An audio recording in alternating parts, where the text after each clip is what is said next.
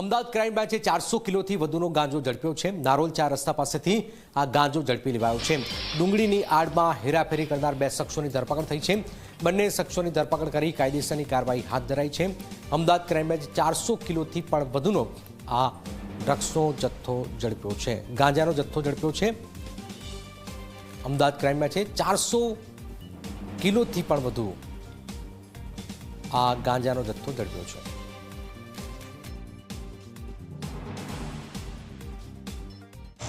ડ્રગ્સના દૂષણને લઈને અમદાવાદ ક્રાઇમ બ્રાન્ચની અત્યાર સુધીની સૌથી મોટી કાર્યવાહી જે છે તે સામે આવી છે। અમદાવાદ ક્રાઇમ બ્રાન્ચને બાતમી મળી હતી કે અમદાવાદની અંદર જે છે એ ગાંજો પ્રવેશી રહ્યો છે। એ પણ તમે જોઈ શકો છો કે આ પિકઅપ વાન છે। પિકઅપ વાનની અંદર ડુંગળીના કટ્ટા ભરેલા છે અને એની આડની અંદર જે છે એ ગાંજો છુપાવેલો છે।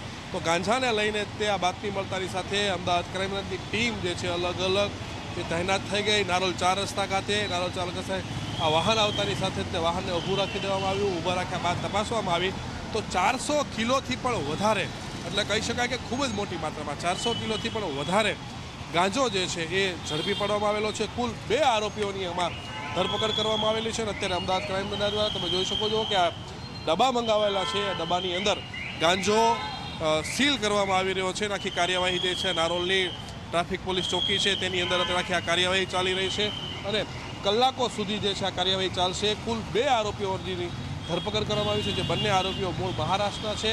ત્યારે આ ગાંજો ક્યાંથી લઈને આવ્યા હતા, અમદાવાદમાં ક્યાં ઉતારવાના હતા, તેને લઈને વધારે તપાસ શરૂ કરવામાં આવી છે। પરંતુ 400 કિલો ગાંજો જે છે ખૂબ જ મોટી માત્રામાં જે છે અમદાવાદ ક્રાઇમ બ્રાન્ચે ઝડપી પડ્યો છે। કેમેરામેન મુકેશ સાથે ઉદયરંજન, સી મીડિયા, અમદાવાદ।